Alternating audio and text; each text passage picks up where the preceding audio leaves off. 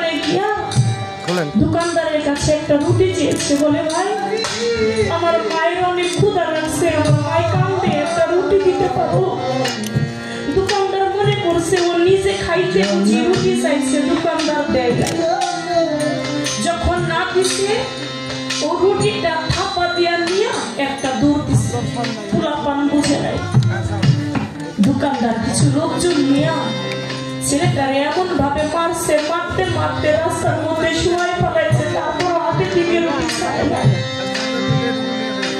একটা মুরব্বী এসে কয়ের উপর মানুষ কেন রুটি চুরি করছে। আচ্ছা বাবা তুমি রুটিটা চুরি করছো? আমি চুরি করছি। এত মারলো তারপর তুমি রুটিটা ছাড়লো না? কই না, আমার মা 3 দিন হয়ে কিছু খাই। আমি আমার মায়ের জন্য রুটি নিয়েছি, কিন্তু এই নিষ্ঠুর দোকানদার বুঝে নাই। আমার মারছে, তারপরে আমার দুঃখ নাই, আমার মা যদি দুনিয়ার মধ্যে বেঁচে থাকে। ওই মুরব্বী লোকটাকে নিয়ে মুরব্বী বলে, আসো বাবা তুমি আমার সাথে আসো, কোথায় তোমার মা? ওই মুরব্বীটাকে নিয়ে ঘরের মধ্যে গেছে, যাইয়া কয় মা দেখো একটা রুটির জন্য কত মানুষের হাতের মার খেয়েছে, আমার কোনো ব্যথা নাই, কোনো দুঃখ নাই মা, তুমি শুধু রুটিটা একবার খাও, আমার সব ব্যথা আমি ভুলে যাবো। মা মা বইলা ডাকে, মার কথা বলে না। মুরব্বীটা বুঝছে আর মা আর দুনিয়ার বুকে নাই, কারে খাওয়াবে। তাই বলে প্রাণের মা